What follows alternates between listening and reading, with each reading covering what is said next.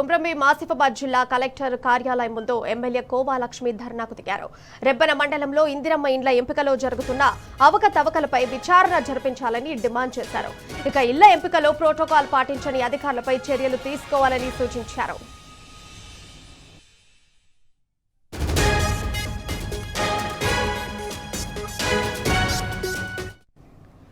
ఆసిఫాబాద్ జిల్లాలో ఇందిరమ్మ ఇళ్ల అవకతవకలపై మరింత సమాచారం మా ప్రతినిధి ఉమేష్ ఫోన్ లైన్ ద్వారా అందిస్తారు. అయితే ఉమేష్, చెప్పండి, ఇందిరమ్మ ఇళ్ల ఎంపికలో ఎట్లాంటి అవకతవకలు జరిగాయి? కుమ్రంభీం ఆసిఫాబాద్ జిల్లా కలెక్టరేట్ కార్యాలయం ముందు బీఆర్ఎస్ ఆధ్వర్యంలో పెద్ద ఎత్తున ధర్నా చేపట్టారు. ఈ కార్యక్రమంలో ఎమ్మెల్యే కోవా లక్ష్మి పాల్గొన్నారు. ఒకవైపు ఆసిఫాబాద్ నియోజకవర్గ వ్యాప్తంగా ఈ ధర్నా కార్యక్రమానికి పెద్ద ఎత్తున బీఆర్ఎస్ శ్రేణులు తరలి వచ్చాయి.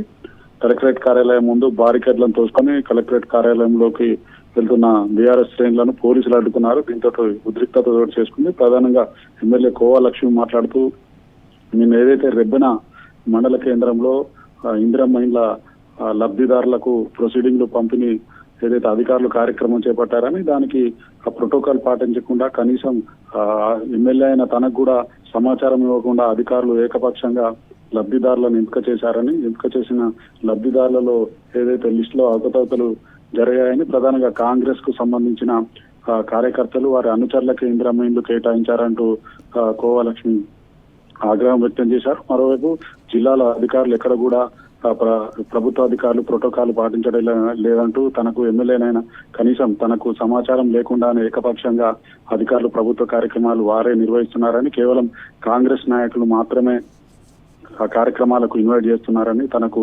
సమాచారం కూడా ఉండట్లేదంటూ ఏదైతే అధికారుల తీరుపై కోవా లక్ష్మి ఆగ్రహం వ్యక్తం చేశారు.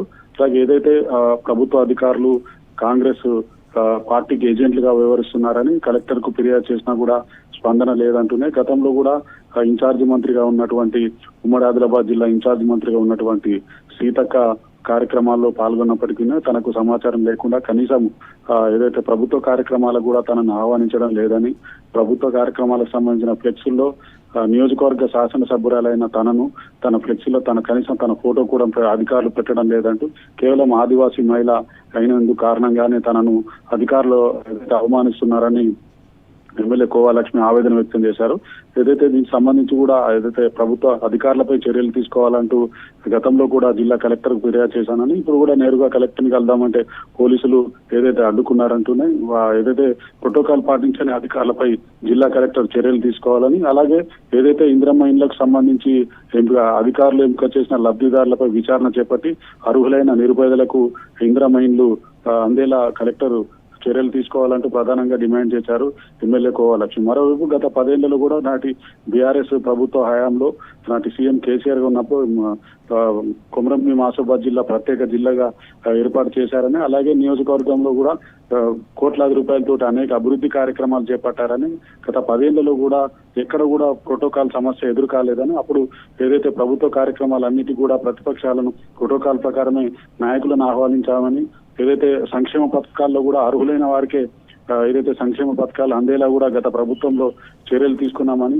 మరి ఏదైతే ఈ కాంగ్రెస్ ప్రభుత్వం లాగా అప్పుడు తాము వివరించలేదంటూ కూడా కోవా లక్ష్మి ఆగ్రహం వ్యక్తం చేశారు. మొత్తానికి ఏదైతే జిల్లా కలెక్టర్ ప్రధానంగా ఏదైతే తనకు ప్రోటోకాల్ పాటించకుండా అవమానపరిచిన అధికారుల మీద చర్యలు తీసుకోవాలని, అలాగే ఎక్కడెక్కడైతే ఇందిరమ్మ ఇండ్ల లబ్ధిదారులను అధికారులు ఎంపిక చేశారో దానికి మరోసారి విచారణ చేపట్టి అర్హులైన వారికే ఇందిరమ్మ ఇండ్లు కేటాయించేలా జిల్లా కలెక్టర్ చర్యలు తీసుకోవాలంటూ డిమాండ్ చేశారు.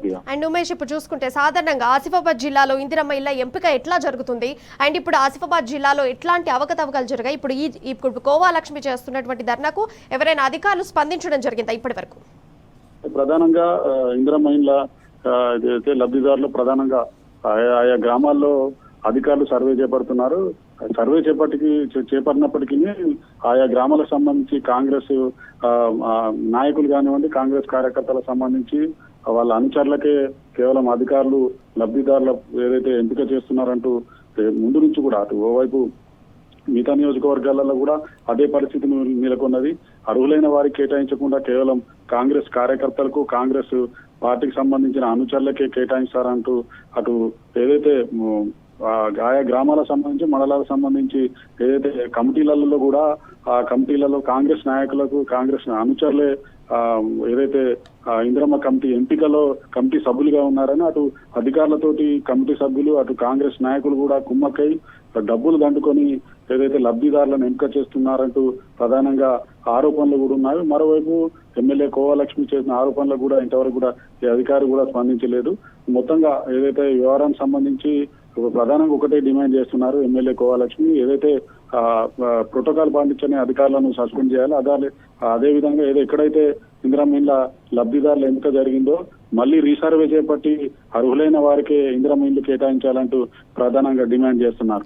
Right Umesh, thank you. మొత్తంగా చూసుకుంటే ఇందిరమ్మ ఇండ్లలో ఎంపికలో అవకతవకలు జరిగాయని చెప్పేసి ఎమ్మెల్యే కోవాలక్ష్మి ధర్నా నిర్వహించారు కుమ్రంభీం ఆసిఫాబాద్ జిల్లా కలెక్టర్ కార్యాలయం ముందు.